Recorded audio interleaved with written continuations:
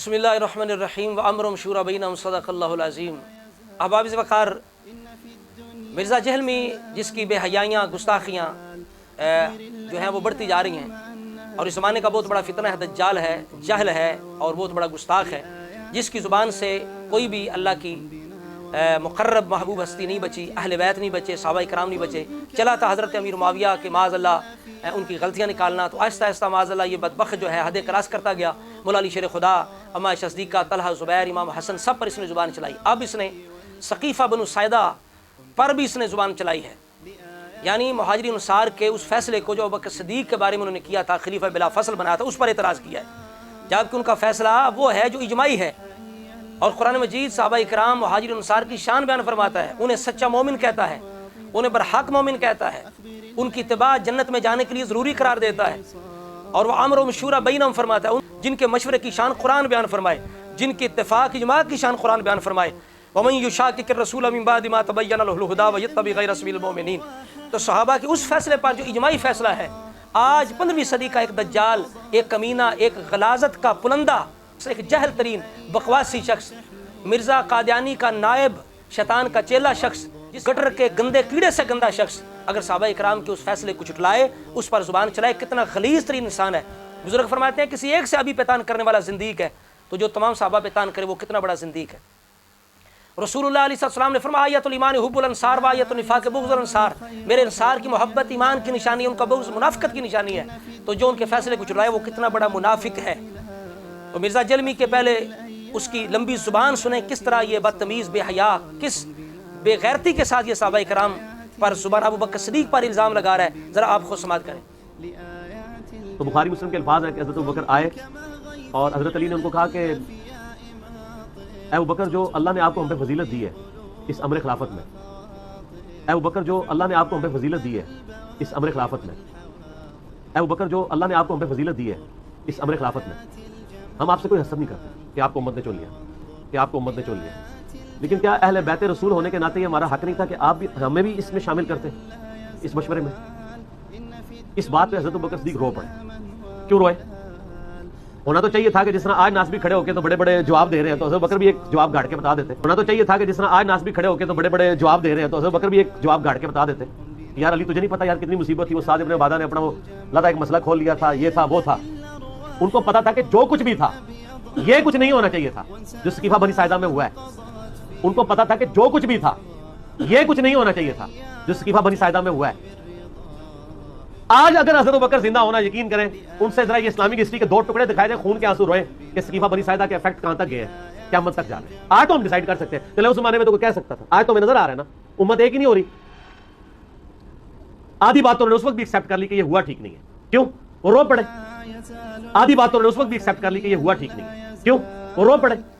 नाउज़ुबिल्लाह, अस्तग़फिरुल्लाह। ये देखा आपने, ये अंजाम है। इसलिए हम कहते हैं कि जो हज़रत मुआविया का भी अदब होता है, फिर उसकी गंदी जुबान से कोई हस्ती नहीं बचती, तो इसकी जुबान से भी मौला अली नहीं बचे, अबू बकर सिद्दीक़, तमाम सहाबा नहीं बचे।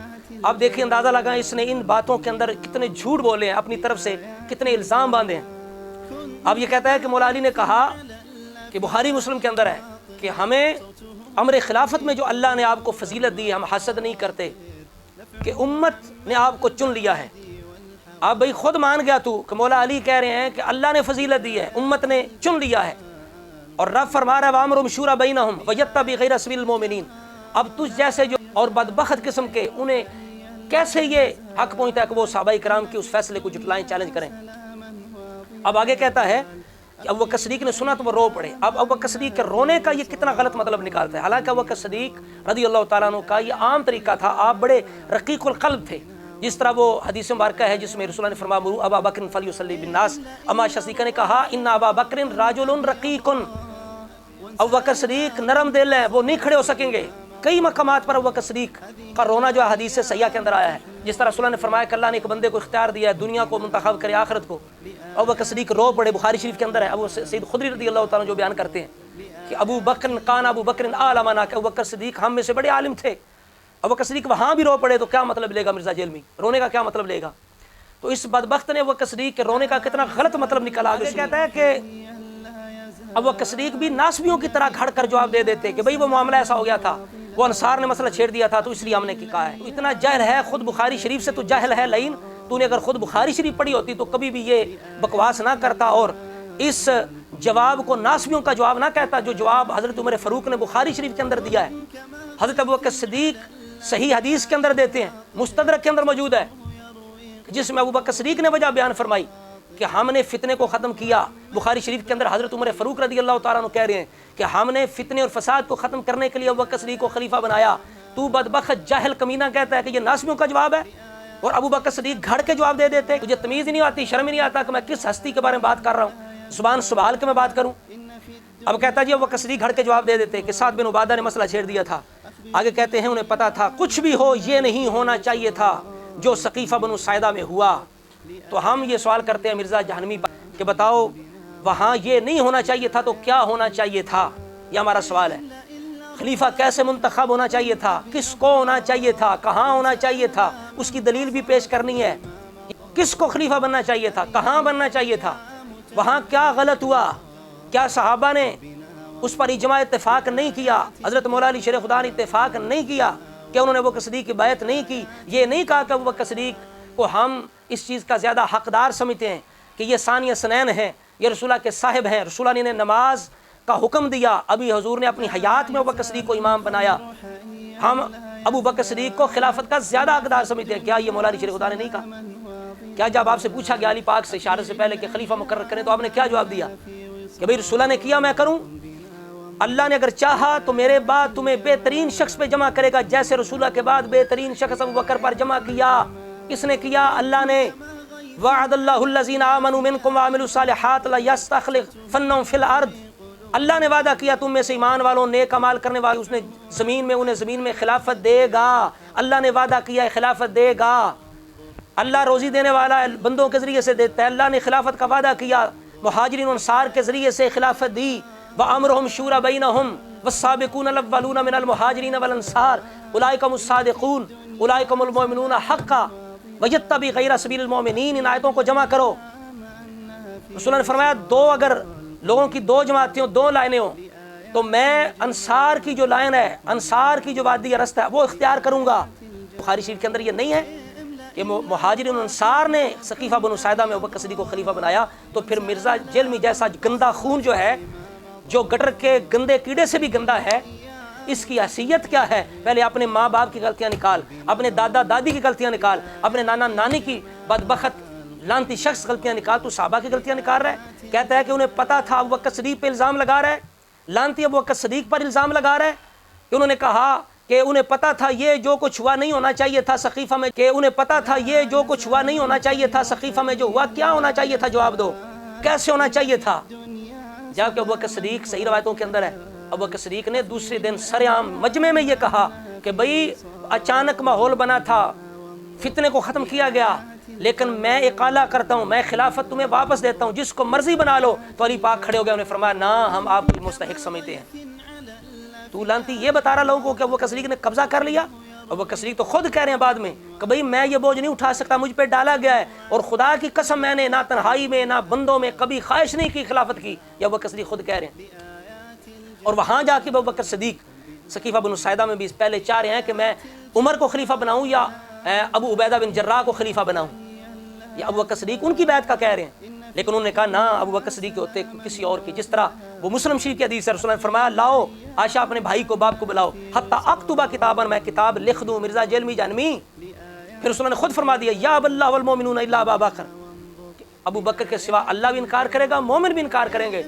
رسول اللہ کو یقین تھا میرے بعد ابو بکر ہی پر میری امت، میرے صحابہ جمع ہوں گے۔ ابھی میں بخاری سے بتاؤں گا کہ مولا علی شیر خدا نے رسول اللہ کے وصال سے پہلے یہ کہہ دیا کہ لوگ خلافت دیں گے، لوگ خلیفہ بنائیں گے۔ سمجھ آ رہی بات کی؟ تو یہ بدبخت کہہ رہا ہے کہ انہیں پتا تھا یہ کچھ نہیں ہونا چاہیے تھا جو سقیفہ بنو ساعدہ میں ہوا۔ پھر آگے کہتا ہے ملعون شخص، کہتا ہے اگر آج ابو بکر زندہ ہوتے تو دو ٹکڑے دیکھتے اسلامی تاریخ کے، تو خون کے آنسر ہوتے کہ سقیفہ بنو ساعدہ کے فیکٹ کہاں تک پہنچے ہیں۔ لعنت اللہ علی الکاذبین، غلیظ شخص، تو یہاں بھی الزام لگا رہا ہے ابو بکر صدیق پر، صحابہ پہ الزام لگا رہا ہے کہ آج جو لوگ ابو بکر صدیق کی خلافت کو نہیں مانتے، مولا علی کو خلیفہ بلا فصل مانتے ہیں، وہ صحابہ کی وجہ سے ہے، اس کے گناہ گار صحابہ ہیں۔ معاذ اللہ، اللہ وعدہ فرما رہا ہے کہ اللہ نے وعدہ پورا نہیں کیا، رسول اللہ مصلح دے رہے ہیں، رسول اللہ فرما رہے ہیں ابو بکر کے سوا کسی پر جمع نہیں ہوں گے، مولا علی فرما رہے ہیں ابو بکر صدیق کے حقدار ہیں۔ تو میں پوچھتا ہوں مرزا جہلمی جہنمی سے، اس کے چیلوں سے، کہ یہ سب سے پہلے ابو بکر صدیق کی خلافت کی وجہ سے سب سے پہلے انتشار کس نے کیا؟ کیا صحابہ اکرام بٹے رہے؟ حضرت عمر کی خلافت میں بٹے رہے؟ حضرت عثمان کی خلافت میں بٹے رہے؟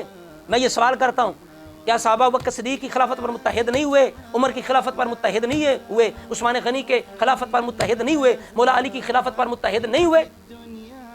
بتاؤ۔ تو جب ہوئے تو کن لوگوں نے سب سے پہلے؟ عبداللہ بن سبا تیرا باپ تو نہیں کہیں؟ تو اس کی نسل سے تو نہیں کہیں؟ تجھے اتنا درد ہے اس کا بدبخت؟ جو اصل میں امت میں انتشار ڈالنے والے لوگ ہیں، جو یہود و نصارہ تھے، مجوس تھے، عبداللہ بن سبا کی پارٹی تھی جنہوں نے عثمان غنی کو شہید کیا، سب سے پہلے انہوں نے امت کے اندر تفرقہ کیا عثمان غنی کو شہید کر کے۔ اس سے پہلے بتاؤ کسی صحابی نے ابو بکر صدیق کی خلافت پر، حضرت عمر کی خلافت پر، مولا علی کی خلافت پر اعتراض کیا ہو کہ یہ خلافت کے حقدار نہیں ہے، یہ کسی نے اعتراض کیا ہو؟ تو میں یہ بھی سوال کروں گا کہ بتاؤ یہ دو ٹکڑے امت کو صحابہ نے کیا، سقیفہ بنو سعدہ کی وجہ سے ہوا؟ اس کا ثبوت پیش کرو۔ صرف زبان لٹکانی بہت آسان ہے، لیکن دلیل سے بات کرنی یہ بڑی مشکل ہے۔ دلیل سے ثابت کرو کہ اس کے مجرم معاذ اللہ صحابہ ہیں، تو پھر یہ اعتراض رسولہ پر بھی ہوگا، قرآن پر، جن کو قرآن سچا کہتا ہے ان پر پھر قرآن پہ کیسے ایمان رہے گا بدبخت؟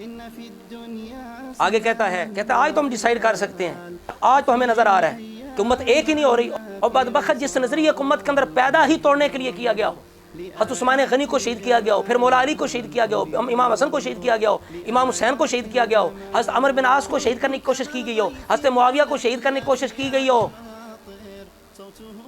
وہ کون لوگ تھے؟ کون سا نظریہ تھا؟ کون سی تحریک تھی؟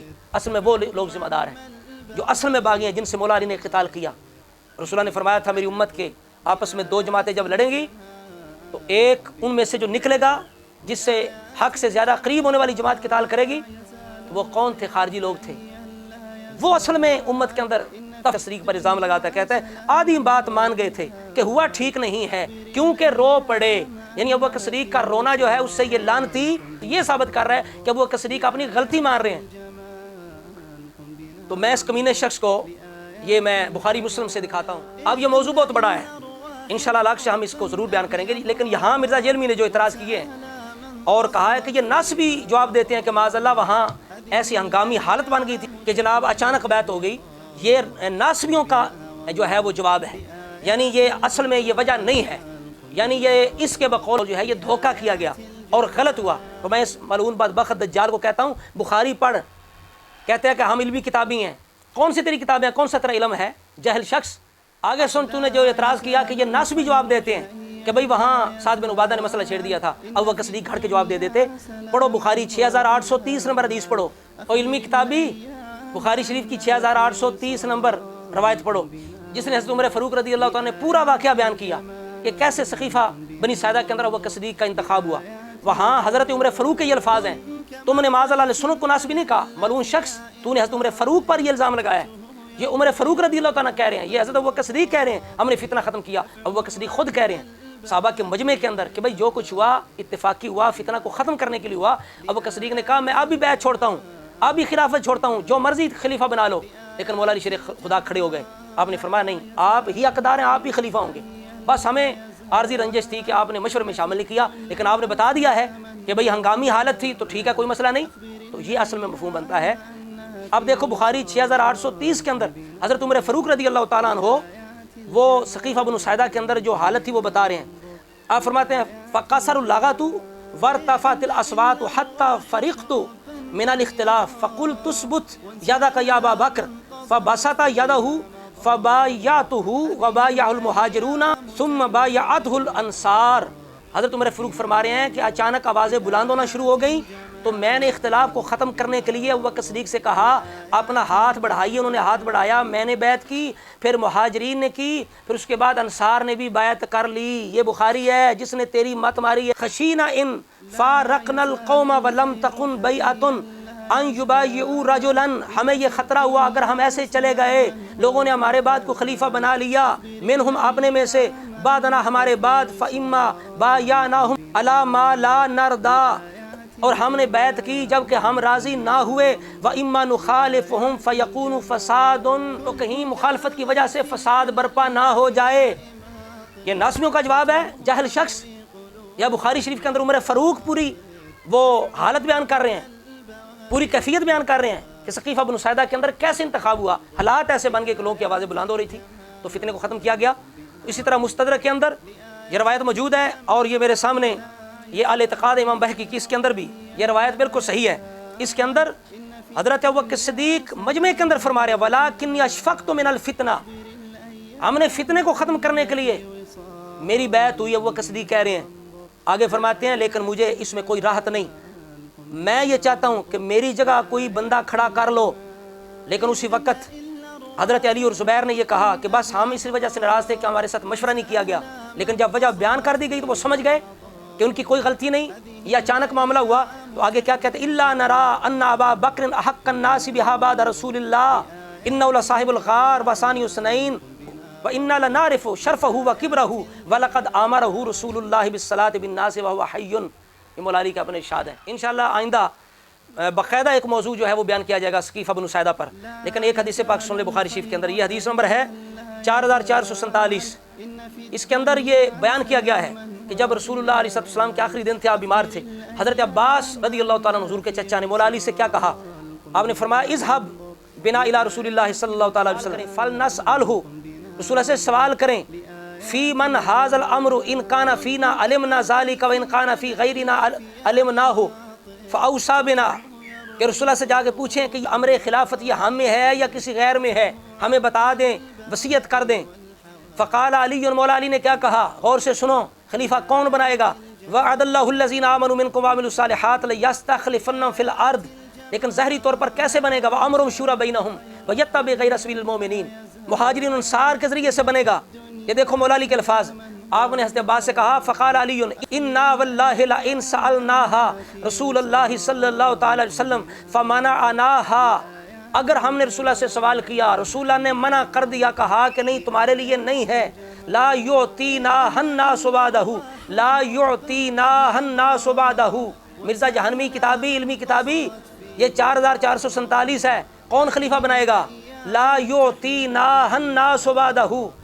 مولا علی فرماتے ہیں تو لوگ پھر ہمیں کبھی خلیفہ نہیں بنائیں گے، کبھی بھی ہمیں منتخب نہیں کریں گے۔ اگر رسول اللہ نے انکار کر دیا تو اب مولا علی کے عقیدے میں کون خلیفہ بنائے گا؟ کون چنے گا؟ لوگ چنیں گے۔ کون لوگ؟ والسابقون الاولون من المہاجرین والانصار۔ آگے علی پاک نے کہا انی واللہ لا اسألها رسول اللہ، خدا کی قسم میں کبھی بھی رسول اللہ سے سوال نہیں کروں گا۔ سمجھا رہی بات کی؟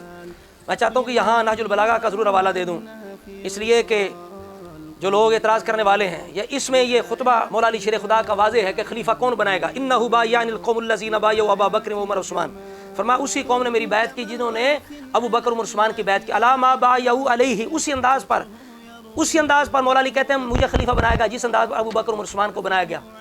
فلم یکن للشاہد ان یختار ولا للغائب ان یرد، کہ جو حاضر ہے اسے اور کوئی اختیار نہیں، جو غائب ہے وہ رد نہیں کر سکتا۔ انما شورى للمہاجرین والانصار، یہ خلیفہ بنانے کی شورا کون کر سکتا ہے؟ مہاجرین و انصار۔ فإن اجتمعوا علی رجل وسموا اماما، جس پر اتفاق کر کے وہ امام بنا لیں، کان ذلک للرضا، اللہ کی رضا بھی اسی میں ہے۔ فإن خرج من امرهم خارج بطان او بدعت، جو ان کے امر سے خارج ہو وہ بدعتی ہے، فردوه الی ما خرج من، اسے واپس لٹاؤ مسلمانوں کے حکم کی طرف۔